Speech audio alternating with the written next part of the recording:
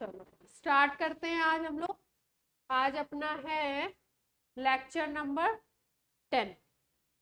आज बात कर लेते हैं उस ग्राफ की और बात कर लेते हैं कैटलिस्ट की। कैटलिस्ट की बात करनी थी ना कि कैटलिस्ट क्या होता है, तो पहले कैटलिस्ट की बात करते हैं, फिर वो जो ग्राफ रह गया है, फिर एक और वो थर्मोडायनेमिक्स से रिलेटेड क्वेश्चन था उसको करते हैं और 2-4 प्रॉब्लम्स और इम्पोर्टेंट करवाते हैं। तो सबसे पहली बात कि भाई अगर हम इक्विलिब्रियम की, अगर हम बात कर रहे हैं किसी भी रिएक्शन की काइनेटिक्स की, तो उसमें कैटलिस्ट क्या रोल प्ले करता है। कैटलिस्ट के अगर रोल की बात करो तो कैटलिस्ट क्या रोल प्ले करता है उसको देखते हैं हम लोग। तो देखो होता क्या है, यहाँ पे पोटेंशियल एनर्जी है, एनर्जी की बात की जा रही है, और यहाँ पे क्या है आपके रिएक्शन कोऑर्डिनेट्स हैं, यहाँ पे प्रोडक्ट और उसकी बात कर रहे हैं।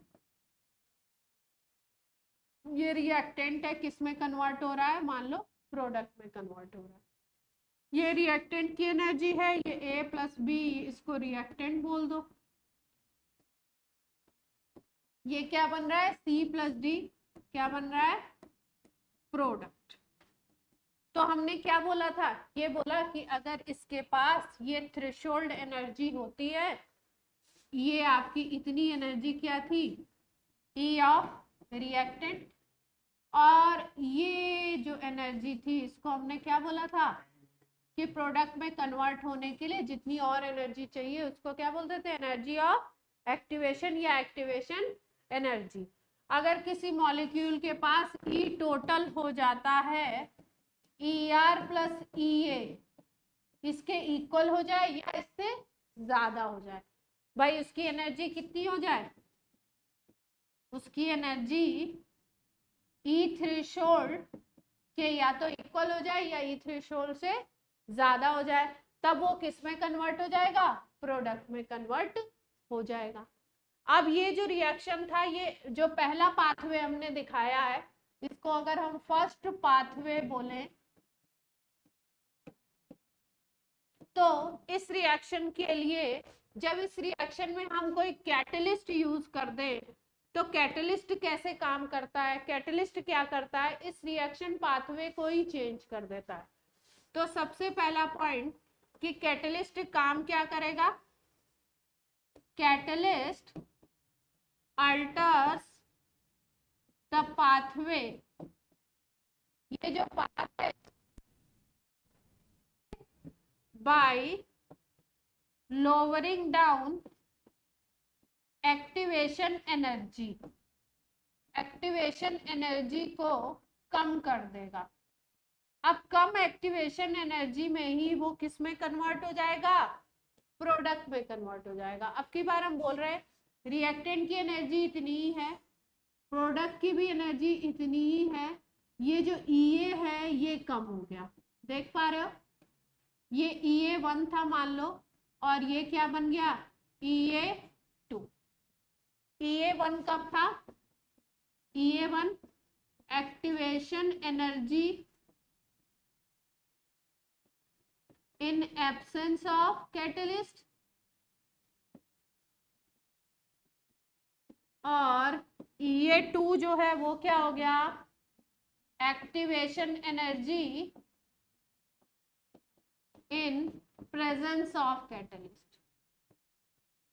तो फर्क क्या पड़ता है रिएक्शन में, रिएक्टेंट प्रोडक्ट में कन्वर्ट हो रहा है, कैटलिस्ट के लगाने से एक्टिवेशन एनर्जी डाउन हो गई, ठीक है। तो ये करता क्या है, के के ऊपर कोई इफेक्ट नहीं डालता, इक्विलिब्रियम कांस्टेंट के ऊपर कोई इफेक्ट नहीं डालता, ये इक्विलिब्रियम को अचीव करने के टाइम को कम कर देता है। मतलब रिएक्शन क्या हो जाएगा, फास्ट हो जाएगा। कैसा हो जाएगा रिएक्शन, फास्ट। तो क्या याद रखेंगे, catalyst increase speed of reaction, क्या कर देगा, इक्विलिब्रियम जल्दी अचीव हो जाएगा, इक्विलिब्रियम अचीव्ड फास्ट। मान लो कोई रिएक्शन स्टार्ट हुआ और रिएक्शन स्टार्ट होने के 15 सेकेंड बाद इक्विलिब्रियम पॉइंट आता है, तो ये क्या करेगा, जब उसमें आप कैटलिस्ट यूज कर दोगे तो इक्विलिब्रियम पॉइंट जल्दी आ जाता है, 10 सेकेंड बाद आ जाएगा, 8 सेकेंड बाद आ जाएगा, 9 सेकेंड, मतलब उसके इक्विलिब्रियम अचीव होने के टाइम को क्या कर देगा, कम कर देगा। ठीक है, के को कोई इफेक्ट नहीं डालता।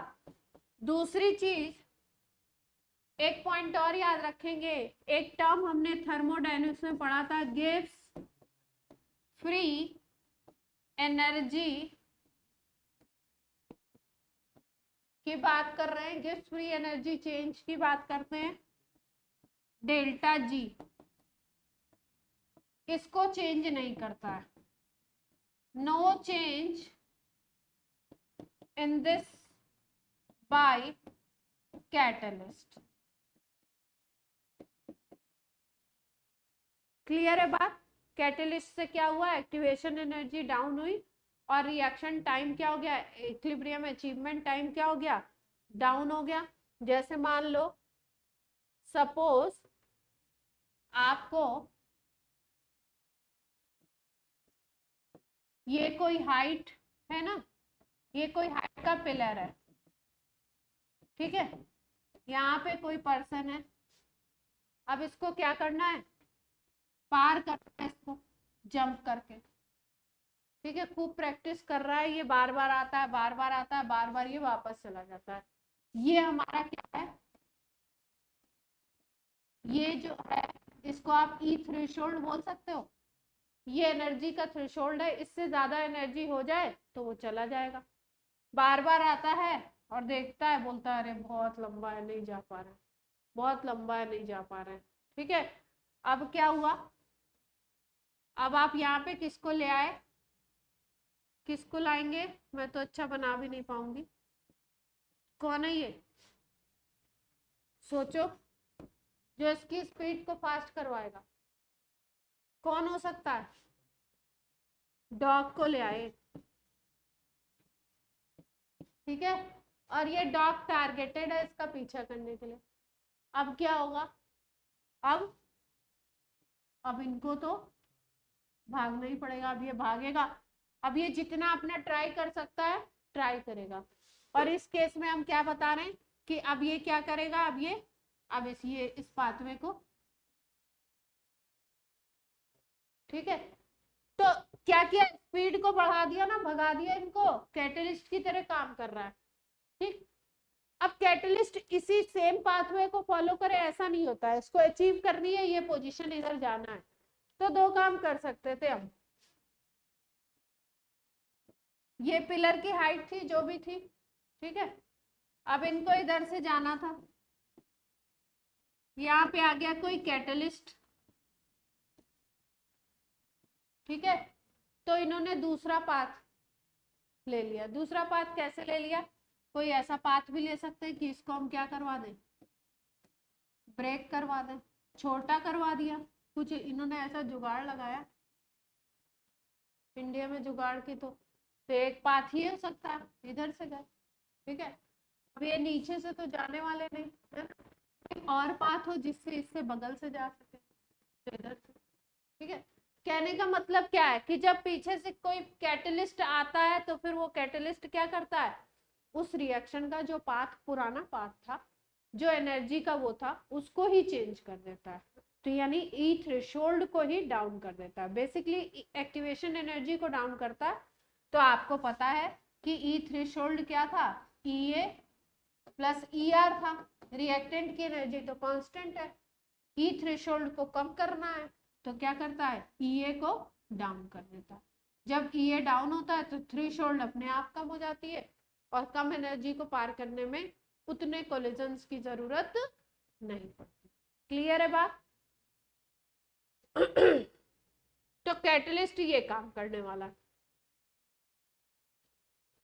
अब देखो, कैटलिस्ट की बात कर ली हम लोगों ने, आरएनएस इक्वेशन हम लोग क्या यूज करते थे, K इज इक्वल टू ए, और यहाँ पे क्या था, minus E A by R T. अभी भी सबको इक्वेशन याद हुई है या नहीं याद हुई है, ई ए बाई आर टी, ठीक है, ये इक्वेशन थी। अब बोल्ट्जमैन, मैक्सवेल, इन लोगों ने काम किया और ये ए जो है इसकी जगह पे एक और नया फैक्टर लेके आए। ये उसको इन्होंने बोला कि k इज इक्वल टू ए की जगह ये लेके आए z। ठीक है, क्या फैक्टर लेके आए? z ए बी, ए और बी के बीच में रिएक्शन हो रहा था, ये बना रहा था प्रोडक्ट, इसलिए इन्होंने लिखा जेड ए बी और यहाँ पे E raise to power minus E A by R T. ठीक है, फिर उसके बाद एक और साइंटिस्ट आए, उन्होंने बोला ओरिएंटेशन की भी जरूरत है, ये इफेक्टिव कोलिजन की बात करते हैं। ठीक है, एक और साइंटिस्ट आए, उन्होंने बोला रेट का फॉर्मूला लेते हैं हम लोग, रेट को निकालते हैं, रेट में काम किया इन्होंने और बोला रेट इज इक्वल टू होता है P Z E raise to power minus E A by R T. ठीक है, ये सारे फॉर्मूला जो है अगर देखो तो ए इससे ही रिलेटेड है। ए की जगह क्या आ गया? पहले जेड ए बी आया, फिर क्या आ गया? पी जेड ए बी आ गया और E raise to power minus E A by R T. इसमें याद रखेंगे ये जो E A by R T है ये बताता है फ्रैक्शन ऑफ मॉलिक्यूल को जो क्या कर रहे हैं? इफेक्टिव कोलिजन कर। ए को हम लोगों ने क्या बोला था? ई एक्सपोनेंशियल बोलते हैं, इसलिए ए को क्या बोला था हमने? प्री एक्सपोनेंशियल फैक्टर या आर्हेनियस कांस्टेंट बोल सकते हैं। ए को क्या बोला था? प्री एक्सपोनेंशियल फैक्टर, यही तो बोला था। पी को बोलते हैं प्रोबेबिलिटी फैक्टर, प्रोबेबिलिटी फैक्टर या स्टीयरिक फैक्टर। स्टीयरिक जैसे ही वर्ड आ गया ऑर्गेनिक में आप पढ़ेंगे स्टीयरिक हिंड्रेंस। ठीक है, ग्रुप अटैक कर रहा है, जिधर से क्राउडिंग ज्यादा है, मान लो बड़े बड़े ग्रुप लगे हुए हैं तो उधर से अटैक करने में उसको दिक्कत होगी। अगर उसके बैक साइड से छोटे छोटे ग्रुप अटैच हैं या कोई ग्रुप नहीं है तो उधर से रिएक्टेंट मॉलिक्यूल को या रिएजेंट को अटैक करने में इजी होता है, उसको बोलते हैं स्टीयरिक हिंड्रेंस। स्टीयरिक जैसे ही वर्ड आया आपको ध्यान में आना चाहिए। दो फैक्टर बताए थे हम लोगों ने रिएक्शन को होने के लिए, इफेक्टिव कोलिजन होने के लिए। एक एनर्जी बैरियर था जिससे रिलेटेड कौन हो गया? Activation energy. दूसरा क्या हो गया? दूसरा फैक्टर ओरिएंटेशन, तो वो किससे रिलेटेड है? इससे, स्टीयरिक फैक्टर या प्रोबेबिलिटी फैक्टर से रिलेटेड। ठीक है, जेड ए बी अगर हम देखें तो इसको बोलते हैं कोलिजन फ्रीक्वेंसी। क्या बोलते हैं इसको? कोलिजन फैक्टर बोल दो, कोलिजन फ्रीक्वेंसी। इसमें कंपैरेटिव क्वेश्चन ही आ सकते हैं, है ना, या ये फैक्टर दिए हुए। ए इज इक्वल टू, हाँ A is equal to Z A भी हो सकता है ना, अगर के ये दूसरे साइंटिस्ट ने आर्हेनियस ने बताया, उनके अकॉर्डिंग ए फैक्टर है, ये बोल्ट्जमैन मैक्सवेल इन लोगों ने इसको प्रोबेबिलिटी में यहाँ पर रेट ले लिया, प्रोबेबिलिटी फैक्टर भी ऐड कर दिया। कई सारे फैक्टर देखो, ये ई ए बाई आर टी, ये वाला फ्रैक्शन ऑफ मॉलिक्यूल हो गई, यहाँ एक्टिवेशन एनर्जी आ गई, यहाँ पे कोलिजन फ्रीक्वेंसी आ गई, यहाँ पे क्या आ गया? स्टीयरिक फैक्टर आ गया। ठीक है, तो वैसे भी आपको बताया कि इफेक्टिव कोलिजन के लिए क्या होता है? स्टीयरिक फैक्टर भी चाहिए, कोलिजन फ्रीक्वेंसी भी चाहिए और एक्टिवेशन एनर्जी का भी अमाउंट चाहिए प्रॉपर, तभी तो रिएक्शन हो पाता है। यस, अब देखो अब इस पे एक क्वेश्चन आया हुआ है फ्रीक्वेंसी फैक्टर। क्वेश्चन नोट करो, करेंगे क्वेश्चन। क्वेश्चन करने के लिए तैयार हैं बच्चे लोग?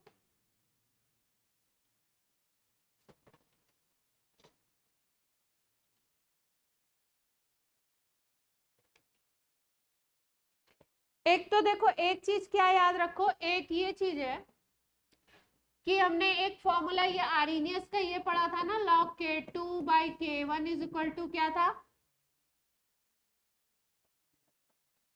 EA/RT माइनस में था, नहीं ये वाला पूछ रही हूँ, T2 माइनस T1/T1 यहाँ पे क्या था 2.303, यहाँ पे था 2.303, ये सही लिखा हुआ है, EA/RT ये था। ठीक है, इसमें क्या कर रहे थे हम लोग, EA को कांस्टेंट रख रहे थे आप, है ना, उस रिएक्शन के लिए EA कांस्टेंट है, और T1 और T2 मतलब टेम्परेचर चेंज कर रहे हो, तब रेट कांस्टेंट देखा था ना आपने, तब रेट कांस्टेंट कैसे चेंज होगा ये देखा था हमने।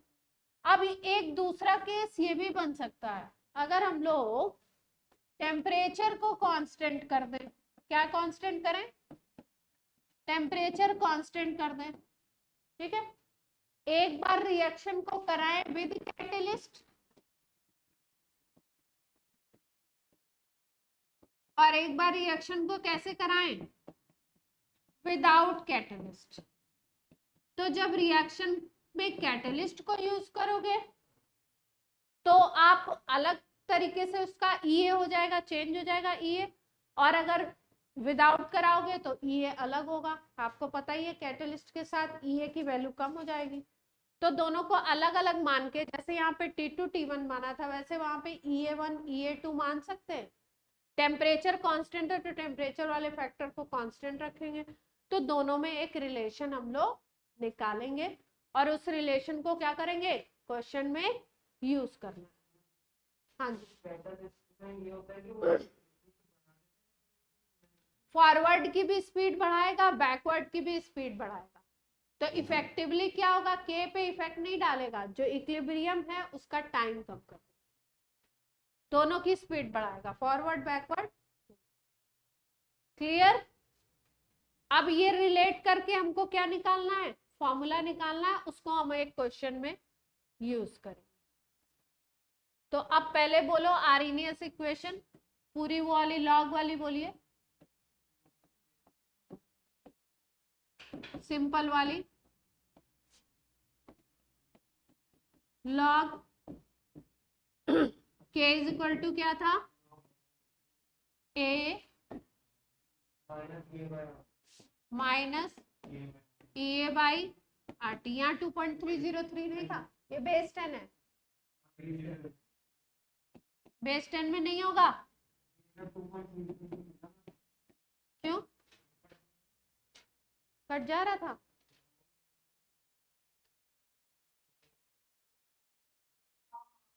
इसमें था भाई, ई वाले में नहीं था शायद,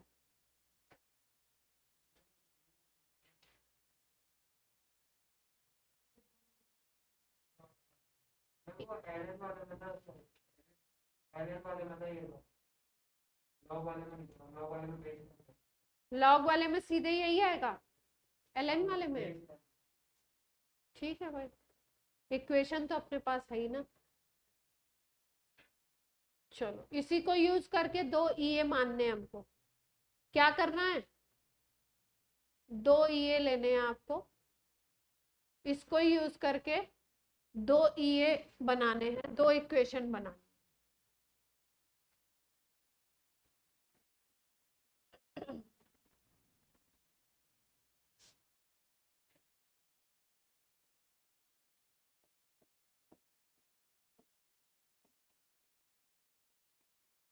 ये था, है ना, यहाँ पे हमने LN लिया है ना पहले, तो LN K ले लो is equal to LN A, और ये क्या हो जाता है, EA/RT हो जाता है सीधे सीधे। अब क्या करते हैं, इसको चेंज करते हैं, तो 2.303 से मल्टीप्लाई करोगे, यहाँ मल्टीप्लाई करोगे, और फिर बाद में जब उसको चेंज करोगे तो वहां पे क्या आ जाएगा, हाँ, ये बेस 10 हो गई, ये बेस 10 हो गई, ये क्या आ गया, ये आ गया, है ना? क्या उल्टा लिख दिया?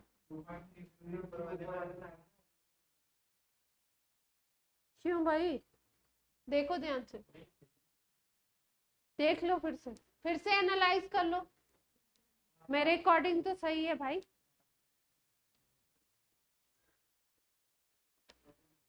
पक्का?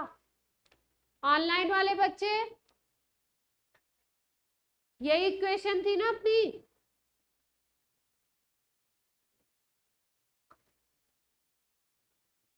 देवांग जी बताइए।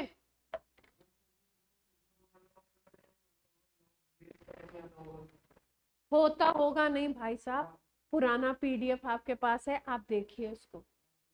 और अभी तक आ रही नहीं है, इसकी दोनों इक्वेशन याद हो जानी चाहिए। जब फॉर्मूला टिप पे नहीं होगा तो सवाल कैसे होगा?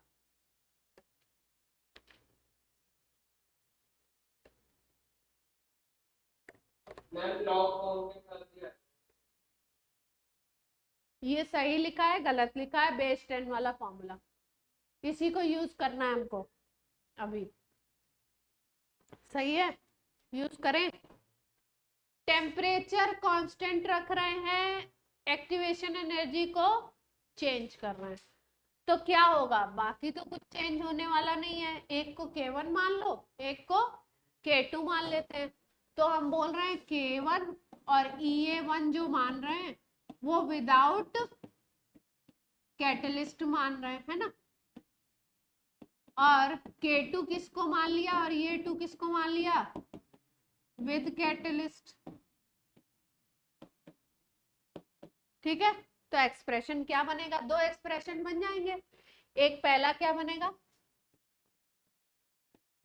log K1 is equal to log A same है,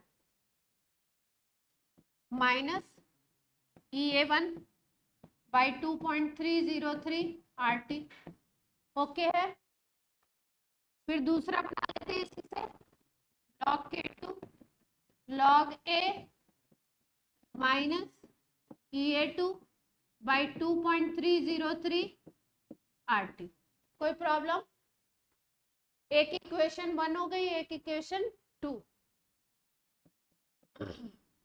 इक्वेशन 2 में से इक्वेशन 1 को माइनस कर देते हैं, इक्वेशन 2 माइनस इक्वेशन 1 कर देते हैं। इक्वेशन 2 माइनस इक्वेशन 1 कर देते हैं, तो ऐसे आ जाएगा क्या? log K2 minus log K1, और जो log A1 है वो तो कट जाएगा माइनस होते ही, देख रहे हो? इसमें से इसको माइनस कर रहे हैं, इससे इसको माइनस कर रहे हैं, तो ये तो कट जाएगा। अब क्या बचेगा? EA2 और ये वैल्यू माइनस में, और इसमें माइनस लगाओगे तो पॉजिटिव आ जाएगी ये वैल्यू EA1 वाली। तो आप ऐसे लिख सकते हो क्या कि हमारे पास क्या आ गया? EA1 2.303 RT, और यहाँ पे क्या आ गया? EA2 2.303 RT। इसको कॉमन ले लेते हैं।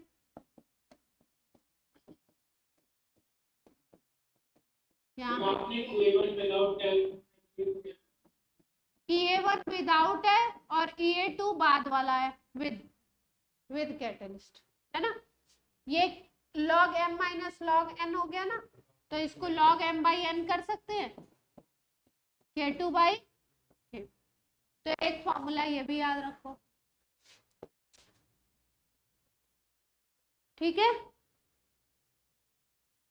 और नहीं याद रखेंगे तो एक बेसिक इक्वेशन तो याद रखेंगे, उसमें जो चीज बदलेंगे उसको बदल के, जो चीज चेंज नहीं हो रही है उसको रख के सॉल्व कर लेंगे क्वेश्चन। यस और नो?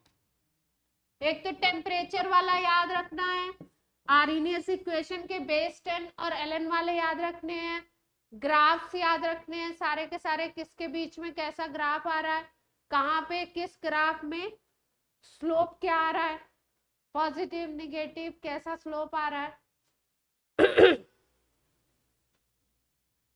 ठीक है, क्वेश्चन करें? चलो, क्वेश्चन नोट कीजिए आप लोग, इस पे बेस्ड क्वेश्चन नोट करिए जल्दी से। EA1 EA2 का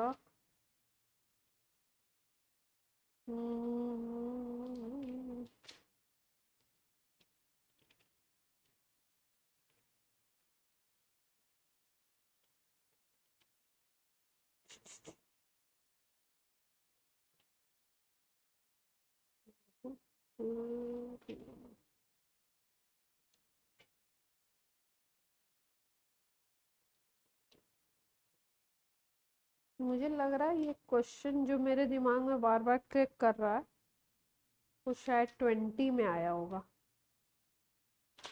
तभी इन बुक्स में है नहीं। EA1 एंड EA2 का क्वेश्चन था। अच्छा, ऐसा सारी चीजें टेम्परेचर को कांस्टेंट रखते हुए K1 K2 में से EA1 दे दे और EA2 निकालने को कह दे तो निकाल तो लोगे ना।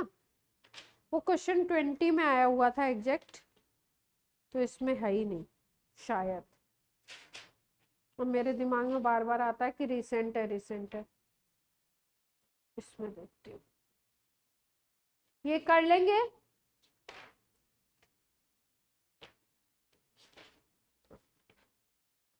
अब एनसीईआरटी का कोई टॉपिक ऐसा है जो रह गया इसका?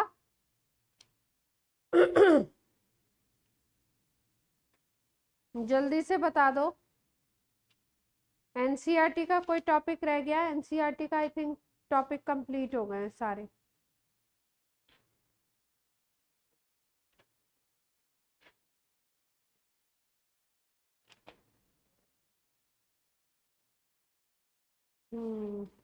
वो पुराना ही था, कहीं पे तो था, तो दिखता नहीं है कभी कभी। अब बात कर लेते हैं हम लोग किसकी, ग्राफ की बात कर रहे थे ना उस दिन। एक ग्राफ किसके बीच में था? के और EA के बीच में लेना था, और दूसरा वाला किसके बीच बात कर रहे थे हमको? के और टी के बीच में बात कर रहे थे, दो ग्राफ की बात कर रहे थे। तो इक्वेशन क्या थी अपनी? इसी को यूज करना है ना, -EA/RT। अब क्या समझना क्या है इसमें? e⁻−EA है बाई RT है। E की वैल्यू लगभग E की जो वैल्यू होती है वो 2 to 3 इनके बीच में होती है ना, जितना मैंने समझा। E की वैल्यू 2 to 3 होती है, ये वैल्यू होती है। अगर E की वैल्यू 2 to 3 है तो आप ऐसे सोच सकते हो,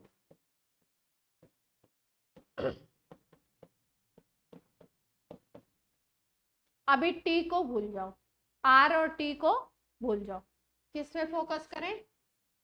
EA पे फोकस करते हैं, ठीक है। EA पे जब फोकस कर रहे हो आप तो क्या देखते हो? अगर EA की वैल्यू आप सपोज आपने EA की वैल्यू रखी -1 रख दी, EA की वैल्यू क्या रख दी? 1 रख दी। अब दूसरा केस ले लो, ये K1 है मान लो, ये K2, EA की वैल्यू आप रख दो -2, EA की वैल्यू बढ़ाते जा रहे हैं ना, देख रहे हो? तो ओवरऑल में वैल्यू क्या हो रही है भाई? यहाँ -1 था, 2⁻⁻1, यहाँ पे 2⁻2 हो गया, ठीक है। फिर आप ऐसे कर लो, 2 3 ले लो, ये -4 कर दिया, ठीक है। तो इसका मतलब समझ में क्या आ रहा है हमें कि जब EA बढ़ा रहे हो तो ये के ओवरऑल वैल्यू क्या हो रही है? डाउन जा रही है, डिक्रीज हो रही है। तो इसका मतलब के की वैल्यू क्या होगी? डिक्रीज होगी, ठीक है। और इसका ग्राफ जो था, ग्राफ कुछ इस तरीके से ही दिए हुए थे, डिक्रीजिंग ग्राफ थे, कुछ इस तरीके के स्ट्रेट लाइन थे, तो वो बनते नहीं है इसमें एक्सपोनेंशियल में। तो ग्राफ क्या आ जाएगा अपना इस तरीके का। क्लियर होती है बात?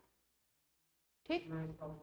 और अगर टी को सोचो आप, तो टी कैसे चलेगा भाई? जैसे जैसे ई चलेगा वैसे टी क्या होगा? अपोजिट चलेगा, है ना भाई? टी बढ़ाओगे, टी इंक्रीज करते हो, इसको इंक्रीज करते हो, तो इतने के बारे में सोचो।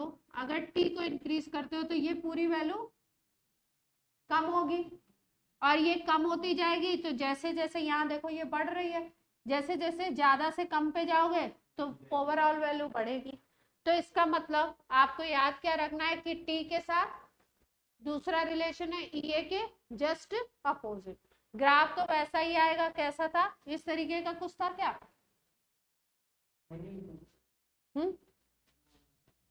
कौन वाला था?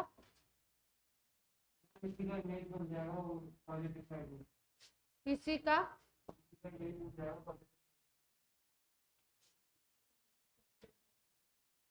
कैसा था? वैसा ग्राफ तो यही दिया हुआ है जो अपने क्वेश्चन आया हुआ है ना।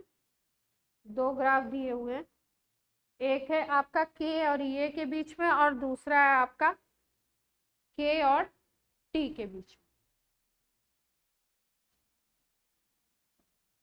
और टेम्परेचर की क्वेश्चन आया है, तो टेम्परेचर की देखो लिखा है consider the given plot for the reaction obeying Arrhenius equation. Temperature दिया इन्होंने 0 से 300 डिग्री सेंटीग्रेड के बीच का है, इन बिटवीन है। टेम्परेचर 0 नहीं है।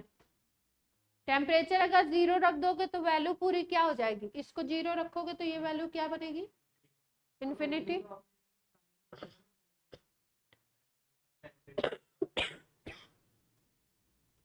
आर्हेनियस इक्वेशन में टाइम कब आ रहा है? आर्हेनियस इक्वेशन में टाइम कब आ रहा है? जब आ ही नहीं रहा है तो हम बोल कैसे सकते हैं? डराओ मत। टेम्परेचर है ना, तो इसको 0 रखोगे तो पूरी वैल्यू क्या हो जाएगी? इन्फिनिटी हो जाएगी। इन्फिनिटी हो गई तो 2 इन्फिनिटी क्या होगा? इन्फिनिटी। तो ये पूरी वैल्यू क्या आ जाएगी? इन्फिनिटी आ जाएगी। ठीक है, तो t इज इक्वल टू 0 नहीं रखना है। 0 से ग्राफ स्टार्ट नहीं होगा। कहाँ से स्टार्ट होगा? थोड़ा ऊपर से, टेम्परेचर ऊपर से k की कुछ वैल्यू होगी इस तरीके से ग्राफ। ठीक है, एक तो ये प्रॉब्लम था। दूसरा और कौन सा था क्वेश्चन? हाँ,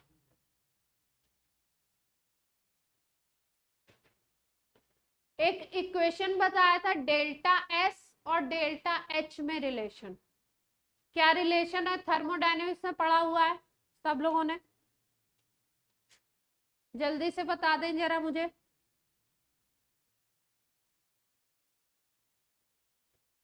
वही क्वेश्चन करना है अपने को। कौन सा था? लास्ट टाइम पे छोड़ा था हम लोगों ने वो 4 जो ग्राफ थे ऐसे वाले, यहीं पे बना हुआ है। ये वाले थे ना, ये वाले ग्राफ थे ना, देखो।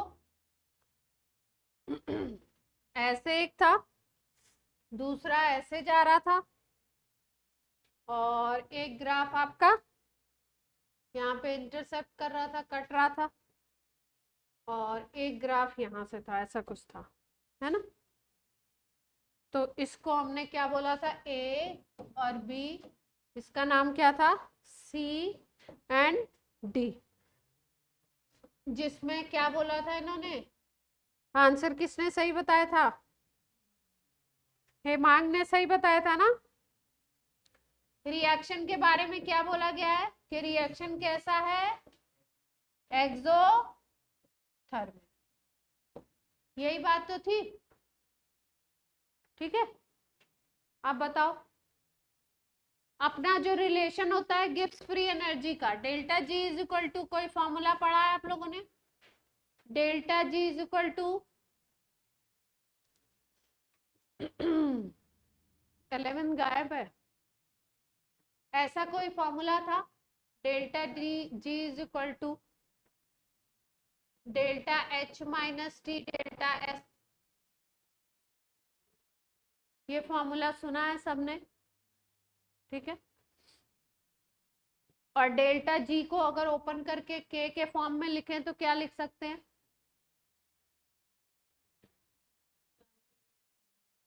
एनआरटी, डेल्टा जी को लिखते हैं N R T L N K, delta G को लिखते हैं N R T L N K. इसको लिख लो delta H minus T delta S, तो है हमारे को जो ग्राफ दे रखा है वो किस में दे रखा है? एल एन के में दे रखा है ना। और रिएक्शन क्या बताई गई है? एक्सोथर्मिक। एक्सोथर्मिक रिएक्शन में हीट बाहर निकलती है तो एंथैल्पी चेंज कैसा होता है? नेगेटिव। डेल्टा एच कैसा होता है एक्सोथर्मिक के लिए? नेगेटिव वैल्यू होती है, ठीक है। अब ये वैल्यू अगर लगाते हो आप, एल एन के निकालना चाहते हो तो ऐसे कर सकते हो क्या? माइनस एन आर टी को नीचे ले आओ, यस और नो?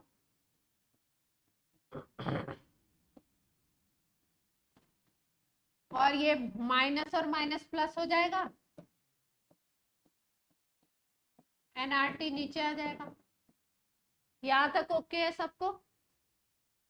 क्लियर है? अब एल एन के की वैल्यू ये आ गई,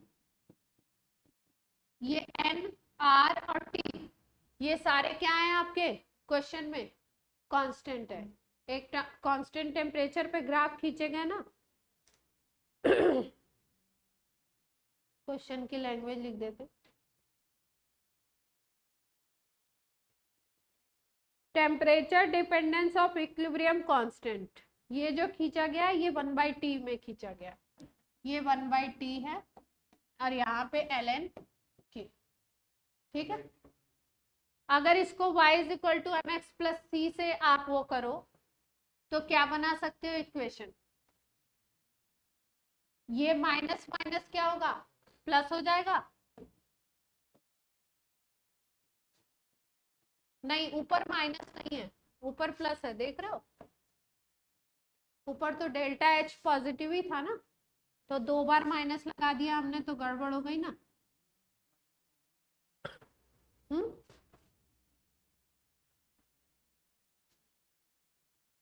ठीक, एनआरटी से ही डिवाइड कर देते हैं ना, पहले माइनस से कंफ्यूजन हो रहा है। ये था, पहले एनआरटी से डिवाइड कर दिया तो यहाँ माइनस एल एन के है ना, और यहाँ पे माइनस ऑलरेडी है, ठीक। अब माइनस से मल्टीप्लाई कर दोगे तो क्या हो जाएगा? ये वैल्यू माइनस में आ जाएगी, ये क्या हो जाएगी?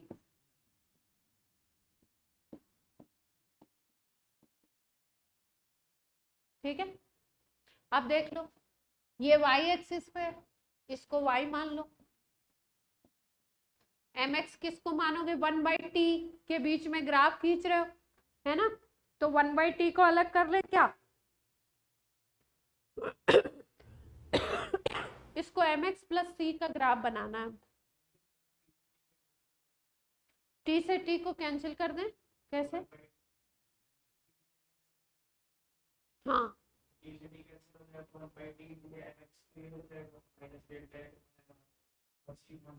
ये t को उड़ा दें, ठीक है। Delta S by N R बन गया और यहाँ पे क्या बन गया? Minus delta H by N R T बन गया, ठीक है, गुड। चलो आगे बोलना है, इस इक्वेशन को याद रखो। क्या आ गया अपना? L N K is equal to minus delta H upon N R T delta S by N R, यहाँ से टी उड़ गया, ठीक। ये क्या बन गया? y, ये क्या बन जाएगा अपना? c बन जाएगा क्या? और ये क्या बन जाएगा? 1/t के बीच में ग्राफ है तो ये क्या बन जाएगा? ये m बन जाएगा, ठीक है। तो m क्या आ गया? स्लोप क्या आ गया? स्लोप से ही मतलब है अपने को, slope is equal to minus delta H by NR. NR तो कांस्टेंट है, अगर मोल्स कांस्टेंट रखे हमने, आर गैस कांस्टेंट होता ही है, तो यानी कि स्लोप किससे रिलेटेड है, अगर ये पूरा कांस्टेंट है तो स्लोप किससे रिलेटेड है, माइनस डेल्टा एस से रिलेटेड है। यहां तक बात क्लियर होती है। अब देखो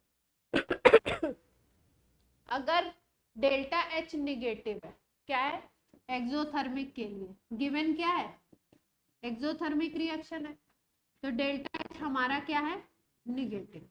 डेल्टा एच अगर निगेटिव है तो निगेटिव निगेटिव पॉजिटिव हो जाएगा, ये बात सबको समझ आती है। निगेटिव निगेटिव क्या आ जाएगा, पॉजिटिव हो जाएगा। तो इसका मतलब ये नंबर कैसा है, पॉजिटिव है। तो स्लोप कैसा होना चाहिए, स्लोप शुड बी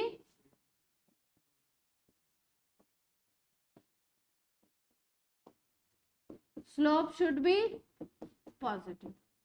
अब पॉजिटिव स्लोप वाले कौन से दो ग्राफ हैं, देखो ये वाले सी और डी कैसा स्लोप शो कर रहे हैं, नेगेटिव।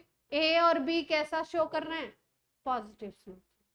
ठीक है, अलग अलग कंडीशन में ये क्लियर। कोई कंफ्यूजन है दीपक? डेल्टा एच निगेटिव गिवन था, तो ये माइनस डेल्टा एच अकॉर्डिंगली क्या हो गई, वैल्यू पॉजिटिव हो गई। जैसे ही ये पॉजिटिव हुई स्लोप पॉजिटिव आ गया। तो ये पॉजिटिव स्लोप वाले हमारे दो ही तो ग्राफ हैं, एक ए और एक बी। तो यहां से हमने क्या निकाल लिया, पॉजिटिव स्लोप किसमें है, ए एंड, ठीक है। ऐसा प्रॉब्लम अब कर लेंगे, ऐसी क्वेश्चंस में कुछ ट्विस्ट करेंगे तो डील कर लेंगे ऐसे क्वेश्चंस के साथ। स्ट्रेट लाइन है तो y is equal to M X plus C बनाने की कोशिश कीजिए, किसके किसके बीच में है ग्राफ उसको देखकर, ठीक। अब एक इसमें क्वेश्चन आते हैं प्रेशर वाले, जैसे हम लोगों ने फर्स्ट ऑर्डर यूज करके फर्स्ट ऑर्डर यूज किया था ना, फर्स्ट ऑर्डर इक्वेशन में जो के लिए हम फॉर्मूला यूज करते थे वो क्या यूज करते थे, के इज इक्वल टू, ये था,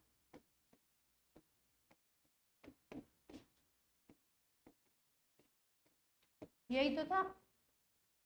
ये क्या होती थी, इनिशियल कंसंट्रेशन, और ये क्या होती थी, रिमेनिंग जो फाइनल बची हुई,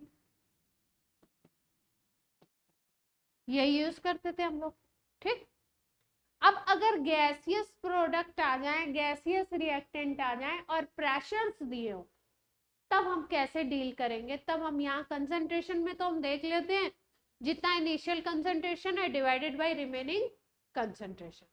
अगर प्रेशर वाले क्वेश्चन हो तो उसको हम कैसे डील करेंगे,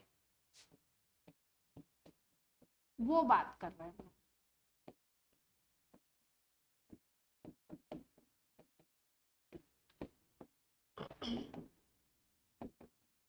प्रेशर की कंडीशन गिवन हो तब हम क्वेश्चन को कैसे डील करेंगे वो देख रहे हैं। जैसे मान लो सपोज कोई क्वेश्चन है हमारे पास, ए से बन रहा है मान लो बी प्लस सी, ठीक। ये भी गैसियस है, ये भी गैसियस है, ये रिएक्शन जब स्टार्ट होता है तो स्टार्टिंग में इसका जो इनिशियल प्रेशर दिया हुआ है वो गिवन है आपका पी आई, मान लो, क्या मान लिया इसको, पी। तो रिएक्शन जब स्टार्ट हो रहा है, जब t इज इक्वल टू 0 है तो प्रोडक्ट तो अभी कुछ बने नहीं है, शुरू में t इज इक्वल टू 0 पे प्रोडक्ट तो कुछ है नहीं, तो ये कितना होगा, ये 0 0 होगा। इसका प्रेशर कंट्रीब्यूशन ये बना ही नहीं है तो इसका प्रेशर होगा कैसे। तो पूरे कंटेनर में किसका प्रेशर होगा, केवल ए का प्रेशर होगा, वो क्या गिवन है आपको, पी आई गिवन। अब हमें क्या करना होता है बेसिकली, ये पी आई है, अगर स्टैइकोमेट्रिक कोफिशिएंट देखो तो यहाँ पे भी 1 है, यहाँ पे भी 1 है, यहाँ पे भी 1 है। इसका मतलब जितना ये खत्म होगा उतना ये बनेगा, उतना ये बनेगा। x मान ले अगर हम लोग, तो इक्वेशन हम कैसे लिखते हैं, पी आई माइनस एक्स, ये कब है, टाइम t पे है, जब इक्विलिब्रियम स्टेब्लिश हो रहा है at EQ. P I minus X मान लो इसको, इसका प्रेशर मान लो x और इसका प्रेशर क्या मान लो, ठीक है। अब हमें रखना क्या है, हमको रखना है यहाँ पे जो इक्वेशन रखनी है हमको, उसमें हमको रखनी है वैल्यू इस तरीके से कुछ कि k is equal to 2.303 by T log, यहाँ पे हम लोग रख दें इनिशियल प्रेशर, ठीक है, और यहाँ पे आप रख दो पी आई माइनस, तो क्या ध्यान रखना है आपको, ये जो रिएक्टेंट था उसमें भी तो यही करते थे, रिएक्टेंट की इनिशियल कंसंट्रेशन और रिएक्टेंट की रिमेनिंग कंसंट्रेशन। यहाँ पे क्या कर रहे हैं, कंसंट्रेशन की जगह क्या यूज कर रहे हैं, प्रेशर टर्म यूज कर रहे हैं। तो रिएक्टेंट का पहले प्रेशर जो इनिशियल कंडीशन में था डिवाइडेड बाय क्या करना है हमको, जो जब रिमेनिंग है, जब इक्विलिब्रियम की बात कर रहे हैं जिस टाइम पे, उस पे क्या प्रेशर है उसका, तो पी आई माइनस एक्स हो जाएगा। यहाँ तक बात क्लियर है।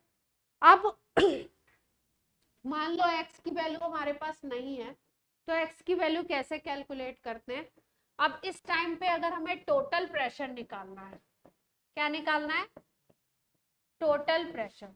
सपोज वो टोटल प्रेशर हमने मान लिया पीटी, क्या मान लिया, टोटल प्रेशर पीटी मान लिया, तो टोटल प्रेशर क्या हो जाएगा, बाई टाइम टी पे तीन चीजें ही हैं, एक है आपका ए, भाई ए पूरा खत्म तो हुआ नहीं है, ए कुछ अमाउंट बचा रहेगा, बी कुछ बन गया है, और सी है, इन्हीं का तो प्रेशर है।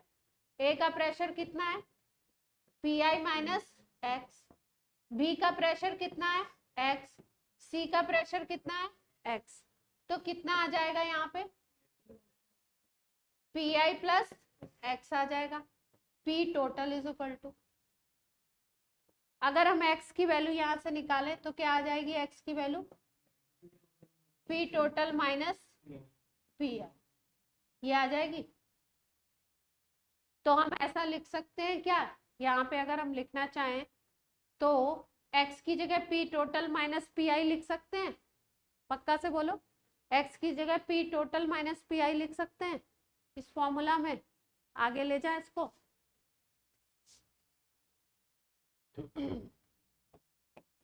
यही है ना, या k इज इक्वल टू, कुछ भी ले लो, तो k इज इक्वल टू,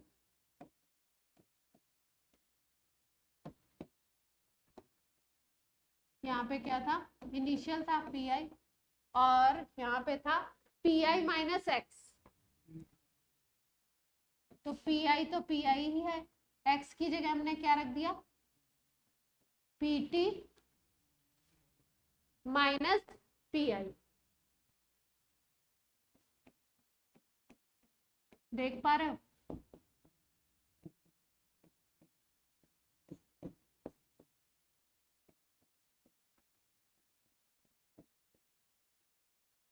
यहाँ पे क्या हो जाएगा, माइनस माइनस क्या हो जाएगा, प्लस हो जाएगा, 2 पी आई,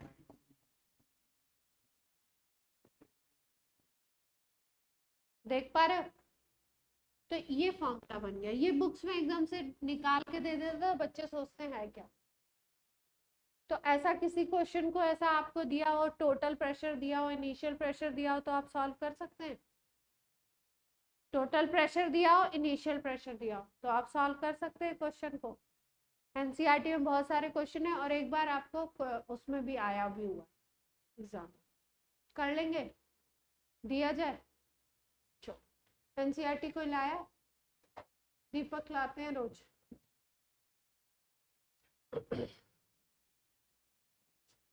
अच्छा, अलग अलग इक्वेशन के लिए अलग अलग बन सकती है ये इक्वेशन। मान लो कहीं पे रिएक्शन के ये कोफिशिएंट अलग हुए, सपोज ये वाले ये अलग हुए, यहाँ पे 2b 2c ऐसा कुछ बन रहा है, तो ये अलग हो सकता है ना, उसके अकॉर्डिंग देखेंगे। तो करना क्या है, माइंड में क्या रखो, ऊपर रखना है इनिशियल प्रेशर, नीचे क्या रखना है, नीचे ये वाली जो स्पीसीज बची हुई है, जो रिएक्टेंट बचा है, उसका क्या प्रेशर क्रिएट हो रहा है, वो स्टाइकोमेट्री के अकॉर्डिंग हम लिखेंगे, और वो x कैलकुलेट करके pi माइनस एक्स करके उसको हम रखेंगे। अलग अलग इक्वेशन के लिए अलग अलग हो सकता है।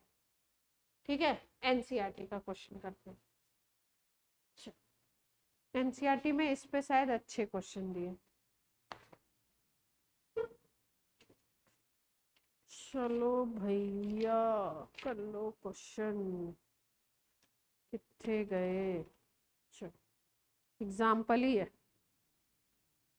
N2O5 डिसोसिएट हो रहा है,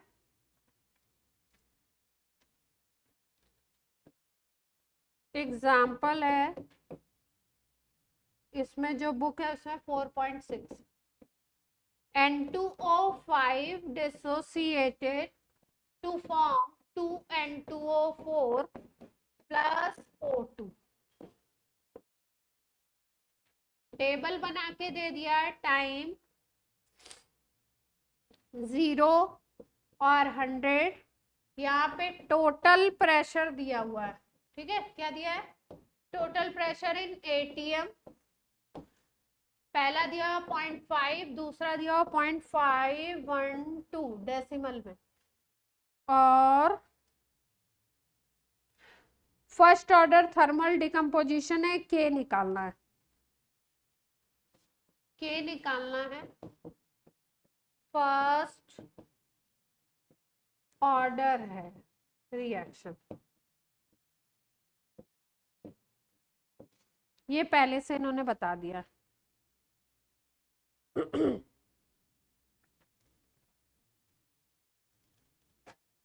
ट्राई करिए, टाइम इज इक्वल टू 0,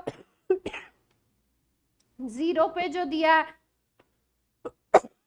है उसका मतलब क्या है, इनिशियल प्रेशर है। इक्वेशन भी लिखी हुई है, आपको फॉर्मूला निकालना पड़ेगा, है ना, क्योंकि यहाँ पे आपको जो दे रखा है वो एक रिएक्टेंट, आप एक प्रोडक्ट 2 है और एक है आपका O2।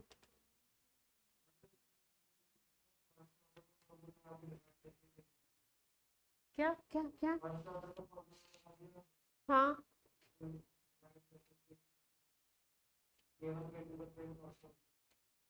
क्यों, फर्स्ट ऑर्डर का सीधे फॉर्मूला क्यों लगाना चाहते हो, क्यों। मैंने जो पिछली इक्वेशन लिखवाई थी ये फर्स्ट ऑर्डर के लिए थी, हाँ वो फर्स्ट ऑर्डर मेंशन करेंगे, तो फिर उसी इक्वेशन में रख देंगे। तो उसमें स्टाइकोमेट्री सेम है, स्टाइकोमेट्रिक कोफिशिएंट सेम है, अगर सेम है तो रख सकते हो। प्रेशर वाले में स्टाइकोमेट्रिक कोफिशिएंट को देखना पड़ेगा।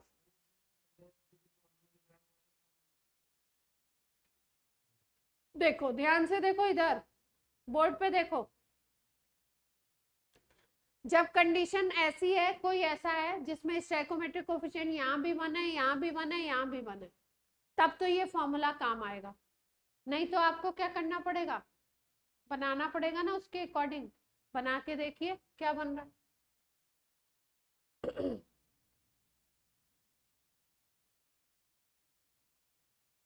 प्रोसेस तो आपको बता दिया ना कैसे बनाना है, ट्राई करिए।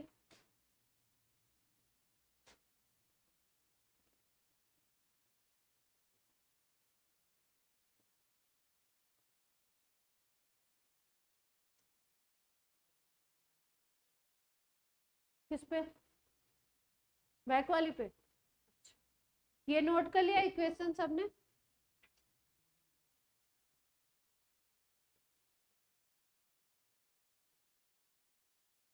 ऑनलाइन में कौन कौन है? हेमांग, कोमल, देवांग। Hello hello. आवाज जा रही है?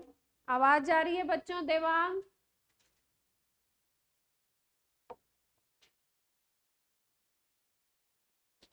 देवांग को क्या हुआ? आज माइक नहीं काम कर रहा देवांग आपका?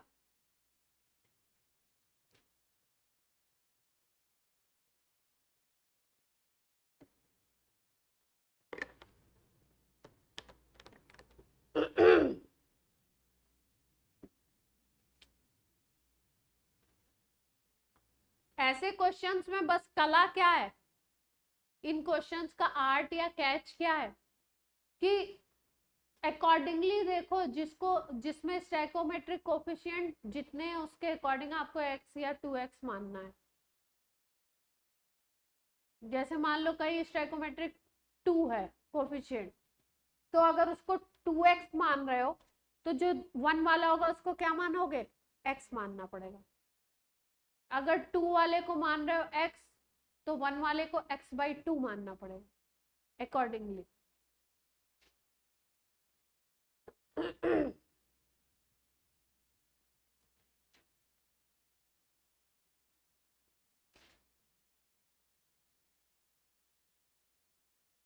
एसी बंद कर दूं? थोड़ी देर ठंड लग रही है, फिर आपको गर्मी लगेगी तो बोलना।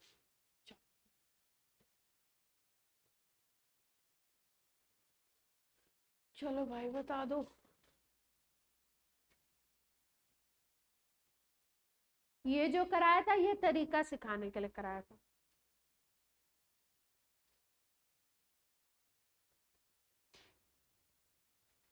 बस लॉग वॉग नहीं निकाल पा रहे हो तो इक्वेशन तो बता दो क्या बनी है आपकी, मैं चेक कर लूंगी कि सही बन रही है कि नहीं बन रही।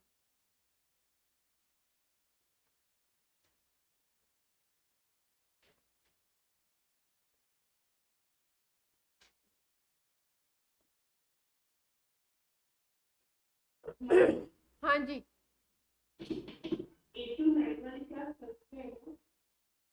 कौन सी वाली? अभी नहीं, अभी नहीं, अभी मैं बताऊंगी। अभी तो आपकी संडे को क्लास रखूंगी, कल नहीं।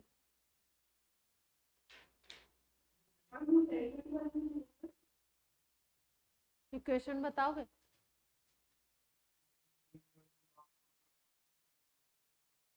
टू, हाँ, 2p1 मतलब ये pi मान रहे हो, और क्या माइनस? अच्छा, चलो मैं करके दिखाऊं, चेक करो सब लोग, है ना? क्वेश्चन को चेक करो। देखो, ये t इज इक्वल टू 0 पे था, तो इसका मतलब ये क्या है? इसको pi बोल सकते हो। इनिशियली तो यही होगा, t इज इक्वल टू 0 पे प्रोडक्ट तो बने नहीं होंगे, तो यही है pi। अब 100 सेकेंड पे क्या हो गया? जो भी टाइम दिया 100 सेकेंड या मिनट जो भी दिया है, इस पे क्या हो गया? प्रेशर इतना हो गया। तो अब 100 सेकेंड पे जो प्रेशर होगा ये भी, ये थोड़ा खत्म हो चुका होगा, ये थोड़ा बन चुका होगा, ये भी थोड़ा बन चुका होगा। तो अब जो प्रेशर होगा वो इसका भी होगा, इसका भी होगा और इसका भी होगा, इसके बचे हुए का होगा। तो ये टोटल प्रेशर है। ठीक, तो इतनी बात तो लैंग्वेज से समझ में आ गई कि this is P total, this is P I. ठीक, अब इक्वेशन लिख करके x निकाल लेते हैं तो हमारी बात बन जाएगी। कैसे?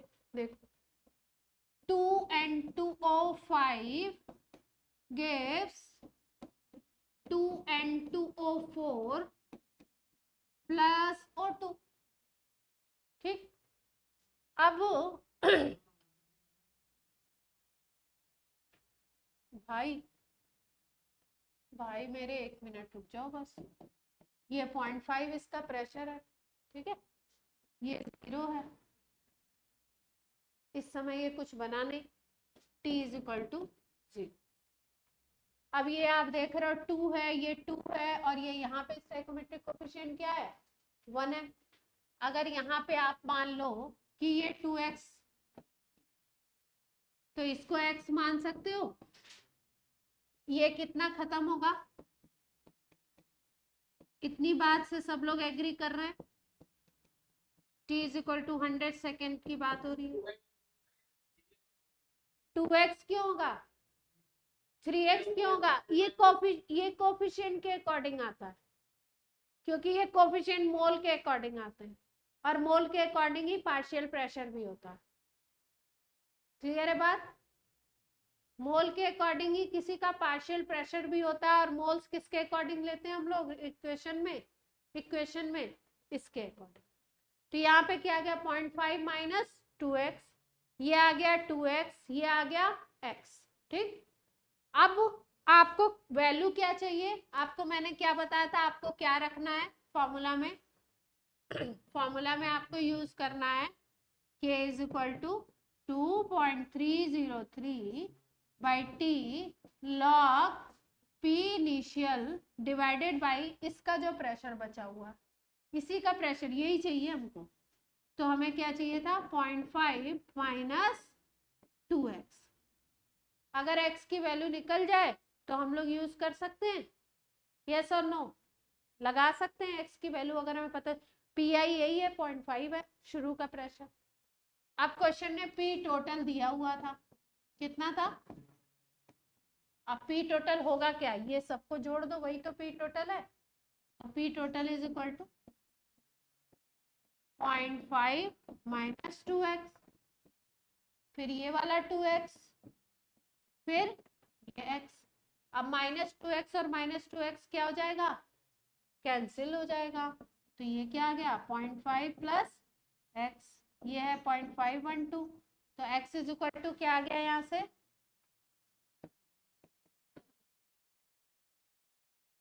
0.512 माइनस 0.5 आ गया, तो x इज इक्वल टू क्या आ गया 012 आ गया। हमें किसकी वैल्यू चाहिए थी, हमें यहाँ पे 2x की वैल्यू आ जाए तो हम ये वैल्यू कैलकुलेट कर सकते हैं। तो हम यहाँ से x की वैल्यू हमारे पास आ गई, तो 2x की निकाल लें, 2x is equal to double हो जाएगा। ठीक है, पीटी माइनस पी आई तब भी आता था। देखो जब ये कोफिशिएंट चेंज होंगे ना, तो किसी में ये चेंज भी आ सकता है, इसलिए हमको वाया दिस चैनल ही चलना है। अभी एक और क्वेश्चन कराएंगे, उसमें भी चेक कर लेना, अगर सब में ऐसा ही हो रहा है कि टोटल में से घटा दो तो ही आ जाएगा। यहाँ पे तो टोटल में से तुमने घटा दिया तो x की वैल्यू आ गई तुम्हारी, x आ गया, 2x आ गया। अब ये वैल्यू रख सकते हो, अब रखो और k निकालो। यही कर रहे थे मानस, कुछ अलग हो गया, कहाँ पे गलत हो गया था, यहाँ पे 100 हो गया, यहाँ पे क्या आ गया लॉग पी आई क्या था 0.5, पी आई क्या था 0.5, यहाँ पे क्या आया था 0। आप सॉल्व कर लेंगे, यस और नो, आंसर बता दें, सारांश आंसर पूछ रहे थे आप। ये माइनस कर दो, कितनी आ रही है वैल्यू देख लो।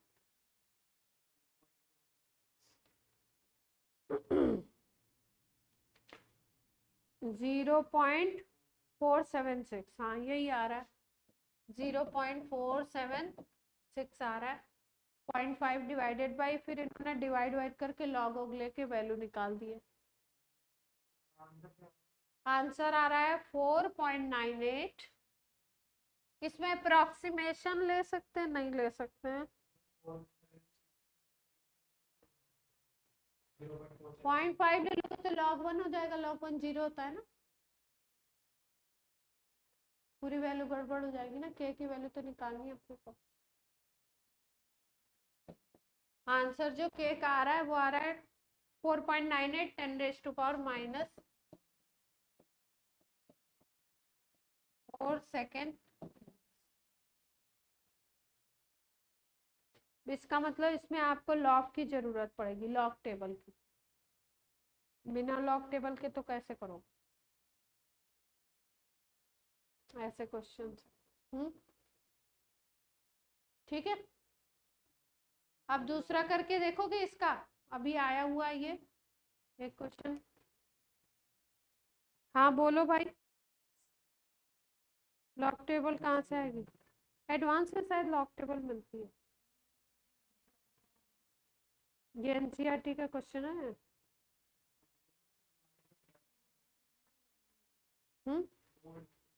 बोर्ड में मिलती है? कौन बोलता? आलोक सर कह रहे थे मिलती है।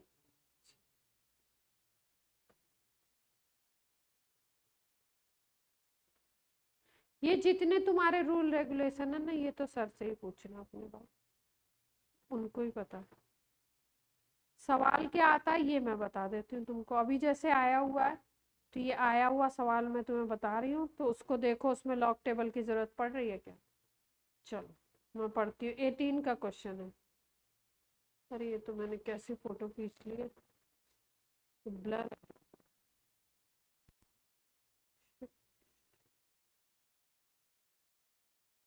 लिखो क्वेश्चन। कोई टेम्परेचर दिया at 518 degree centigrade,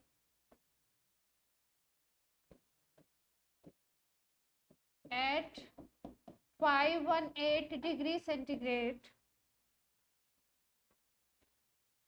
rate of decomposition of a sample, rate of decomposition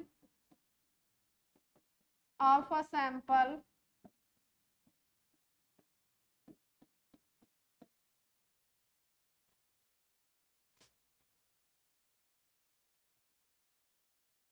of gaseous acetaldehyde,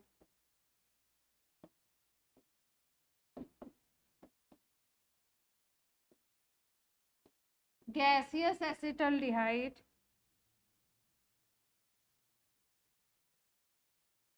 भयंकर ही कर दिया मैंने, ऐसी कैसी फोटो खींच ली। Initially at a pressure of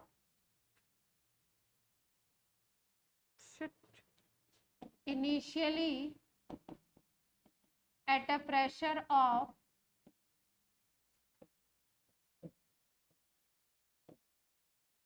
value अभी एग्जैक्ट में डालती हूँ, टॉर में है value,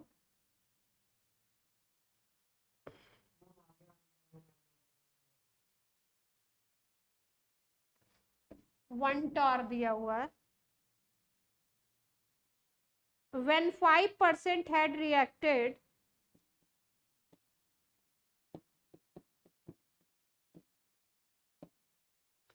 when 5% had reacted, then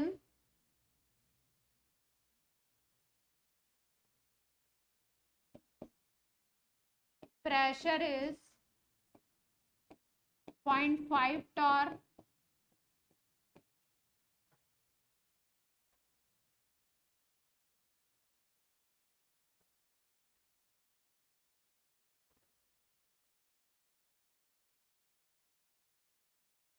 order निकालना है, खतरनाक क्वेश्चन है वो, ऑर्डर ऑफ रिएक्शन कैलकुलेट करना, ये तो कुछ और ही है, ऑर्डर ऑफ रिएक्शन कैलकुलेट करना।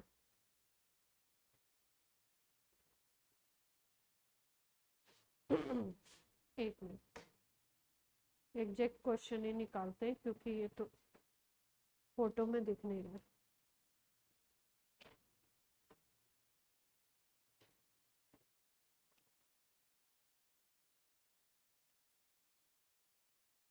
जी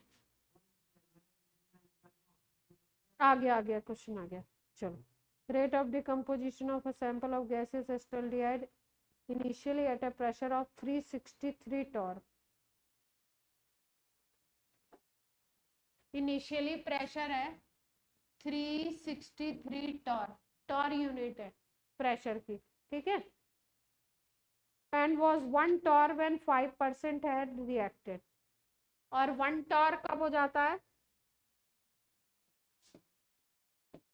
1 torr when 5% had reacted, और when 33% had reacted 0.5 torr, order of reaction निकालना। when 33% reacted,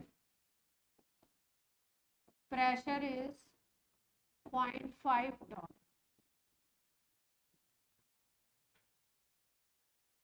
तो आपको निकालना है ऑर्डर ऑफ रिएक्शन। ये ऑर्डर नहीं पता है आपको, है ना? अच्छा क्वेश्चन है, ध्यान से सोचिए।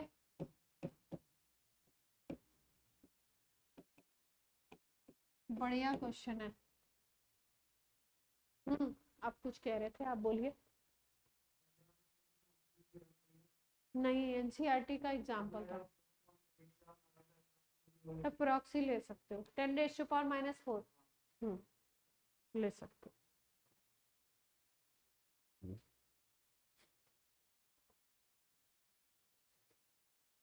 ट्राई कर रहे हैं सब लोग? क्वेश्चन एक बार और रीड कर दूं मैं यहाँ पे, क्योंकि लिख दिया है मैंने थोड़ा सा अजीब सा। गैसियस एसिटल्डिहाइड है, इनिशियली प्रेशर है उसका 363 टॉर। 1 टॉर तब हो जाता है प्रेशर जब 5% रिएक्ट कर चुका है, और 0.5 टॉर तब हो जाता है जब 33% रिएक्ट कर जाता है। ऑर्डर ऑफ रिएक्शन बताना है। ऑप्शन है 2, 3, 1, 0।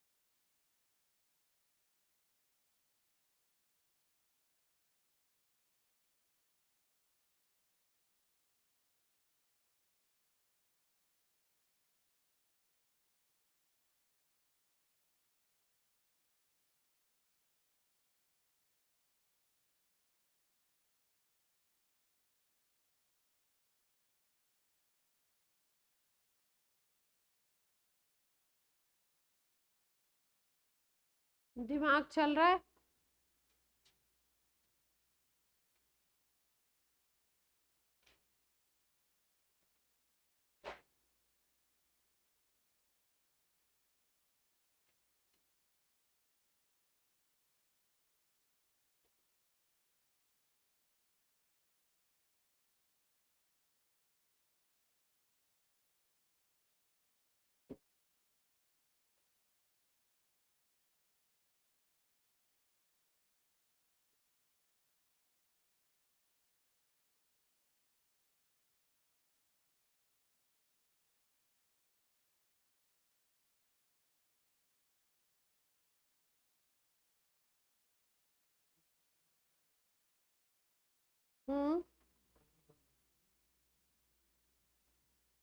Second order.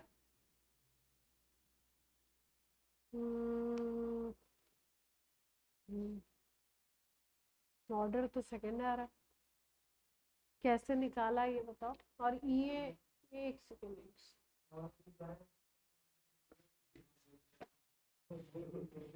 क्या देख लिया?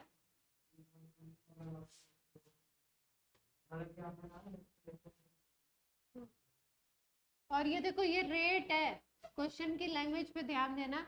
ये रेट ऑफ डिकम्पोजिशन दिया है, जिसका इनिशियल प्रेशर कितना था आपका 363 टॉर।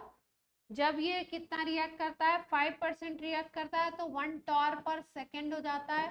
रेट, और जब 33% रिएक्ट करता है तो इसका कितना हो जाता है रेट, 0.5 टॉर पर सेकेंड। ये रेट दिया हुआ है 0.5 वाला, 0.5 और 1। तो आपको करना कैसे है, क्वेश्चन को अप्रोच कैसे करना है ये सोचो।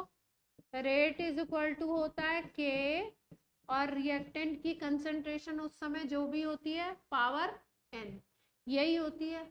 दो कंडीशन को मैच करते हुए 2 बार रेट लेने हैं, 2 रेट आपके पास है और 2 बार उसकी कंसंट्रेशन लेनी है। कंसंट्रेशन का मतलब उस टाइम पे क्या वो कितना वो रिएक्ट कर चुका है, ठीक है, उसके अकॉर्डिंग क्या रिमेनिंग होगा वो लगा करके n की वैल्यू निकालनी। अब इतना क्लू दे दिया, आप तो कर लो। अरे बच्चे आ गए, नहीं जाना नहीं है, करके जाना है, कॉपी बंद है।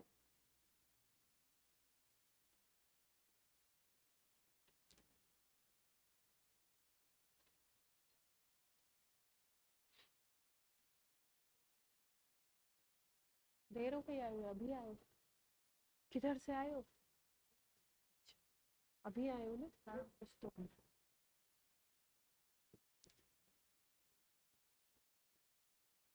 अब क्लू भी दे दिया है तो अब तो करो। सारांश अंदाजे मत लगा, अंदाजे में गलत भी हो जाएगा।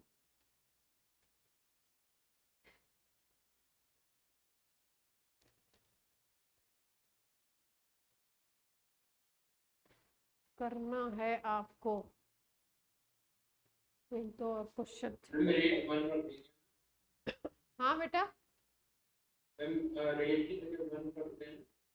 हाँ रेट की जगह पहले वाले में, पहले फर्स्ट केस में रेट 1 ले लो और सेकंड केस में रेट 0.5 ले लो। 2 इक्वेशन बनाओ, डिवाइड करो।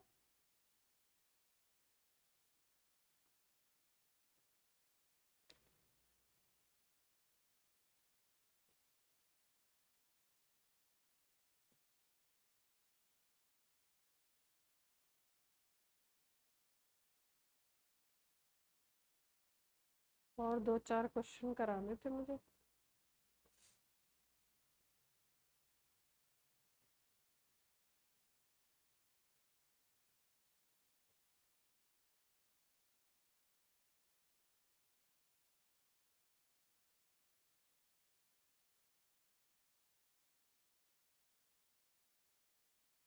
आया नहीं तो मैं बताऊं। अब देखो, अब बोर्ड पे देख लो, ठीक है, जो सही दिशा में कर रहे हो वो बता देना कि हमारा सही था। क्या मैंने बोला, rate is equal to directly proportional मान लो, कंसंट्रेशन की पावर n मान लो। बोल दो सर होंगे, रेट 1, रेट 2, और यहाँ पे तुमको क्या मानना था, यहाँ पे कितना परसेंट वो रिएक्ट कर चुका है, रिमेनिंग कितना है। तो पहले केस में 5% रिएक्टेड बोला था ना, तो रिमेनिंग कितना हो जाएगा, 95 हो जाएगा अगर टोटल 100 मान लो। और दूसरे केस में क्या था, 33, तो कितना बचेगा रिमेनिंग, 67 ना, 67 बच जाएगा। यहाँ n पावर लगा दो, ये रेट कितना था तुम्हारा 1 और ये कितना था 0.5, तो ये तो 2 आ गया, ठीक है। अब ये 2 रेज टू पावर 1 है और इसको अगर करोगे तो शायद 2 ही आएगा, ऐसा कुछ, इसको सॉल्व करना पड़ेगा आपको, ठीक है। लॉग ले, हाँ लॉग लेके भी देख सकते हो, ठीक है। अब नेक्स्ट क्लास में बात करेंगे हम लोग। बाय बाय बच्चों।